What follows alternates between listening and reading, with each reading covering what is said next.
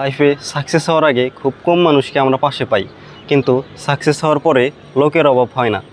তোমার মধ্যে যদি স্বপ্ন পূরণের কনফিডেন্স থাকে তাহলে অবশ্যই তুমি পারবা।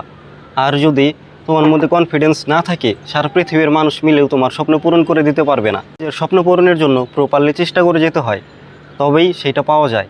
আমাদের আশেপাশে ডিমোটিভেট করার মানুষের অভাব নাই, কিন্তু মোটিভেট করার মানুষের অভাব। কাজ করতে গেলে বোঝা যায় মানুষ কেমন। একটা সত্য ঘটনা বলি, আমি যখন ঢাকা বিশ্ববিদ্যালয়ে চান্স পাই নাই, ঠিক তার আগে আমি যখন কলেজে ছিলাম, তখন এক আপু আমাকে বলছিল আমাকে দ্বারা সম্ভব না। তিনি গুচ্ছের অন্তর্ভুক্ত একটি বিশ্ববিদ্যালয়ে পড়ে এবং তার রেজাল্ট ছিল GP5। যখন তিনি আমাকে জিজ্ঞেস করলো আমার রেজাল্ট কী, তখন আমি বললাম আমার রেজাল্ট 4.44 SSC-তে। তো তিনি এটা শুনে বলল যে আসলে আমাকে দ্বারা সম্ভব না। এবং আমি বললাম যে আপু আমি মোটামুটি ক্লাসে পড়া ভালোই পারি। তিনি বলল যে এত চাপা মাইরেন না, আগে ঢাকা বিশ্ববিদ্যালয়ে চান্স পান, তারপর আমাকে বললেন।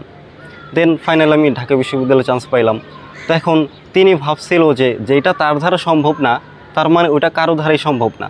আসলে আমরা ছিলাম 2021 সালের SSC পরীক্ষার্থী। তো করোনা ভাইরাসের আক্রমণের জন্য মাত্র 3টা বিষয় পরীক্ষা হয়েছিল। তো 3টা বিষয় ভালো করছিলাম, বাট GSC রেজাল্ট কাউন্ট হওয়ার জন্য বাকিগুলোতে আর কি রেজাল্ট ভালো আসে নাই।